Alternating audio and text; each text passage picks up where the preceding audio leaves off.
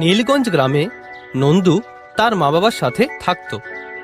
বাবা নন্দু, তোর বাবার অফিস থেকে ফেরার সময় হয়ে গেছে। চা বানাবো, একটু দোকান থেকে চিনি নিয়ে আয় না বাবা। নন্দু দোকান থেকে চিনি নিয়ে এলো আর তার বাবাও ততক্ষণে অফিস থেকে বাড়িতে ফিরে এলো। নন্দুর মা উনুনে চাটা বসিয়ে দিল। আমি মোহন দাসের মেয়ের সাথে নন্দুর বিয়েটা ঠিক করে আসলাম। মেয়েটা ভারী সুন্দর। বাবা, আপনি আমাকে কিছু না জানিয়ে আমার বিয়েটা ঠিক করে ফেললেন।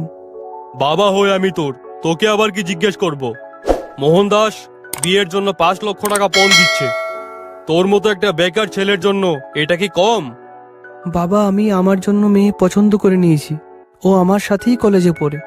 আমি ওকে খুব ভালোবাসি আর আমি ওকেই বিয়ে করব। বেয়াদব কোথাকার! তোর এত সাহস! তুই নিজেই নিজের জন্য মেয়ে পছন্দ করে নিয়েছিস। যা, বেরিয়ে যা আমার বাড়ি থেকে। এই বাড়িতে তোর কোনো জায়গা নেই।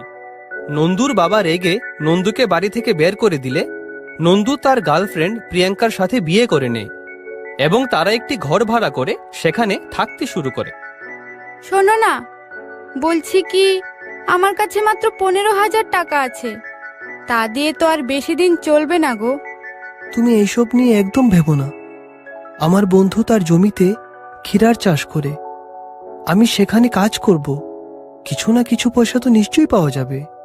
পরের দিন নন্দু তার বন্ধু শ্যামের জমিতে কাজ করার জন্য গেল। শ্যাম এবং নন্দু অনেক পরিশ্রম করে জমিতে চাষ করে এবং জল দেয়। নন্দু, তুই জমিতে বীজগুলো লাগিয়ে দে, আমি ভাতটা খেয়ে আসছি। সন্ধেবেলায় শ্যাম নন্দুকে 300 টাকা দিল। নন্দু প্রিয়াঙ্কার জন্য জিলিপি, রসগোল্লা আর বরফি নিয়ে বাড়িতে গেল। তুমি আমার জন্য এতগুলো মিষ্টি কেন এনেছো? কারণ আমি চাই যে তুমি মিষ্টিগুলো খেয়ে আমার সাথে মিষ্টি মিষ্টি কথা বলো। নন্দু মনে মনে ভেবেছিল যে সে এইভাবেই পরিশ্রম করে টাকা রোজগার করবে আর সেখান থেকে টাকা সঞ্চয় করে সে একদিন নিজের জমি কিনবে আর সেই জমিতে সে ক্ষীরার চাষ করবে। কিন্তু নন্দুর ভাগ্যে হয়তোবা অন্য কিছুই ঠিক করা ছিল। শ্যাম একটা নতুন ট্র্যাক্টর কিনেছিল। একদিন নন্দু খাবার খাওয়ার পর জমিতে শুয়ে আরাম করছিল। শ্যাম তখন প্রথম ট্র্যাক্টরটা চালানো শিখছিল। শ্যামের ট্র্যাক্টর ব্রেক ফেল করে এবং ট্র্যাক্টরটা নন্দুর পায়ের উপর দিয়ে চলে যায়। শ্যাম তাড়াতাড়ি করে নন্দুকে হাসপাতালে নিয়ে গেল। নন্দুর প্রাণ তো বেঁচে গেল, কিন্তু নন্দুর একটা পা ওই অ্যাক্সিডেন্টে নষ্ট হয়ে গেল। তারপর থেকে নন্দু লাঠির সাহায্যে হাঁটতে লাগলো। হে ভগবান, এটা কি হলো?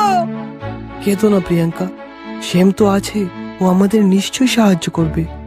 নন্দু এখন লাঠির সাহায্য নিয়েই শ্যামের জমিতে যায় এবং সেখানে কাজ করে। আর এইভাবেই 1-2 মাস কেটে গেল। তারপর হঠাৎ একদিন শ্যাম নন্দুকে ডেকে বলে, নন্দু শোন, তোর একটা পা না থাকায় তুই এখন আর আগের মতন কাজ করতে পারছিস না। তুই বাড়িতে গিয়ে বসে থাক।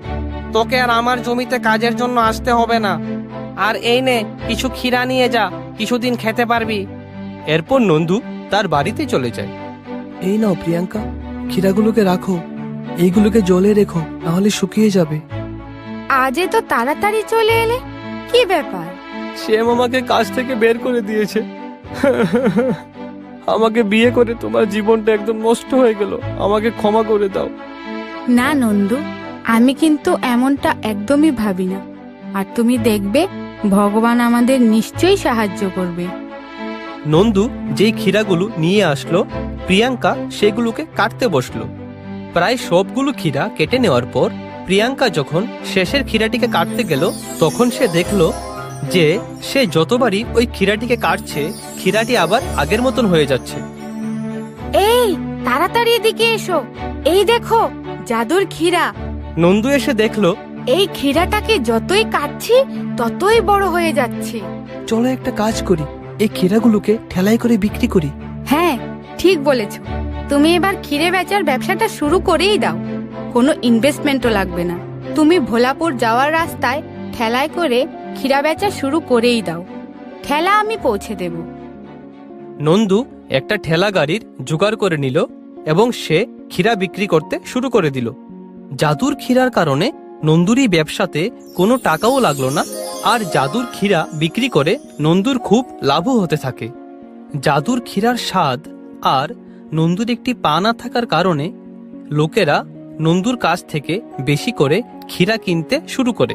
আর কয়েক বছরের মধ্যেই নন্দু ও প্রিয়াঙ্কা তাদের জন্য একটা নতুন বাড়ি কিনলো আর তাদের আসা যাওয়ার জন্য একটা গাড়িও কিনলো। কিন্তু শ্যাম যখন নন্দুর গাড়ি কেনার খবরটা পেল, তখন সে নন্দুকে মনে মনে খুব হিংসে করতে শুরু করলো। আমার কাছে পুরনো মোটরসাইকেল আর নন্দু গাড়ি কিনে নিল। একদিন রাতে নন্দু আর প্রিয়াঙ্কা যখন কথা বলছিল, তখন শ্যাম তাদের সমস্ত কথাই শুনে ফেলে। আচ্ছা, তো এই সব হয়েছে জাদুর ক্ষীরার জন্য। রাতে নন্দু ও প্রিয়াঙ্কা ঘুমিয়ে পড়লে শ্যাম জাদুর ক্ষীরাটা চুরি করার জন্য তাদের ঘরের মধ্যে ঢুকে পড়ল। কিন্তু তখনই শ্যামের পাটা একটা দড়ির ফাঁদে বাধা পড়ে গেল এবং শ্যাম উল্টো হয়ে ঝুলতে লাগলো। আর তখনই নন্দু ও প্রিয়াঙ্কাও সেখানে চলে আসে। আমরা জানতাম এই জাদুর ক্ষীরাটা চুরি করার জন্য কেউ না কেউ আসবেই, তার জন্যই আমরা এই ফাঁদটা পেতে রেখেছিলাম। তারপর শ্যামকে পুলিশ ধরে নিয়ে গেল আর প্রিয়াঙ্কা ও নন্দু তাদের জীবন হাসি খুশি কাটাতে লাগলো।